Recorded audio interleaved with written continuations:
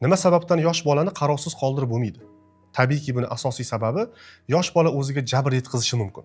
Endi tug'ilgan chaqaloq o'z qo'llarini to'g'ri boshqarishni bilmay, yuzini tirnab qo'yishi mumkin bo'lsa, yurishni boshlagan chaqaloq bo'lsa, qo'rqinchli oqibatlarga olib keluvchi harakatlar qilish ehtimoli bor. Barmoqlarni rozetkaga tiqib ko'rishi, javonni ustiga tushirib yuborishi yoki yana juda ko'p qo'rqinchli ishlarga qodir. Biz bu yerda tashqi muhit go'dak uchun xavf deb qabul qilamiz, ammo bu muhit uning dushmani emas. Rozetka insoniyatning eng buyuk kashfiyotlaridan birining davomi, to'g'rimi? Demak, bu yerda chaqaloq o'zi uchun o'zi dushman, hattoki u buni o'zi bilmasa ham. Chaqaloq vaqt o'tishi bilan ulg'ayadi. Og'riq nimaligini tushunadi. Issiqni ushlasa kuyishini biladi. Sovuqni anglaydi. Ya'ni tashqi muhit qanday ekanligini sekin-asta tushunib boradi. Lekin chaqaloq katta bo'lgan sari uni o'rab turgan xavflar ham shaklini o'zgartiradi xolos. Masalan, o'smirlik davrida noto'g'ri odamlar bilan do'stlashish qanchadan-qancha odamlari hayotini buzib yuborgan.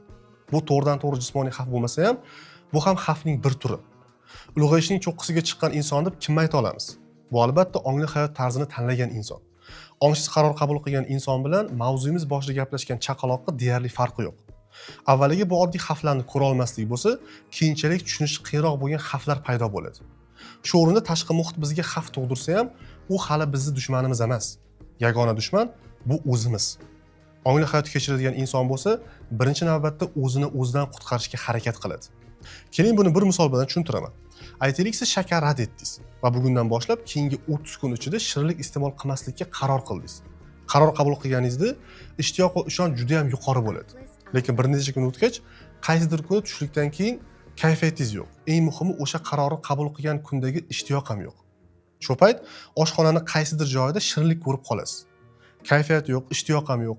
Shakar rad etish qaroringizni nima uchun qabul qilganligingiz o'sha damda siz uchun muhim emas. Nima qilasiz?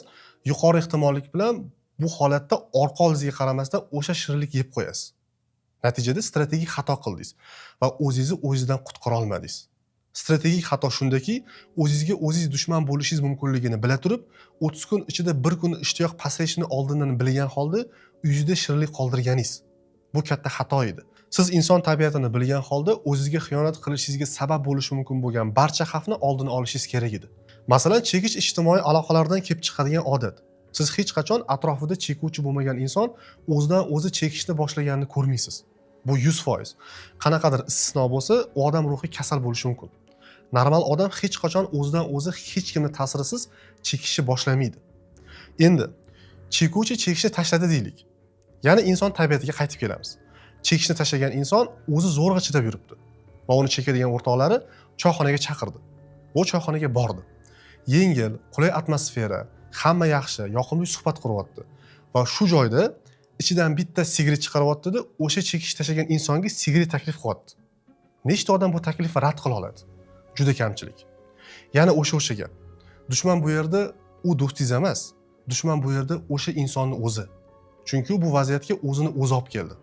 Choyxonada kimdir unga sigaret taklif qilishini u bilardi va buni bila turib, o'zini tabiati bilan o'ynashdi. Oqibatda u mag'lubiyatga uchradi. Va bu degani chekadigan odamlar bilan gaplashmanglar degani emas. Bu shunchaki misol. Afsuski yoshligimizda muhit tanlay olmaymiz.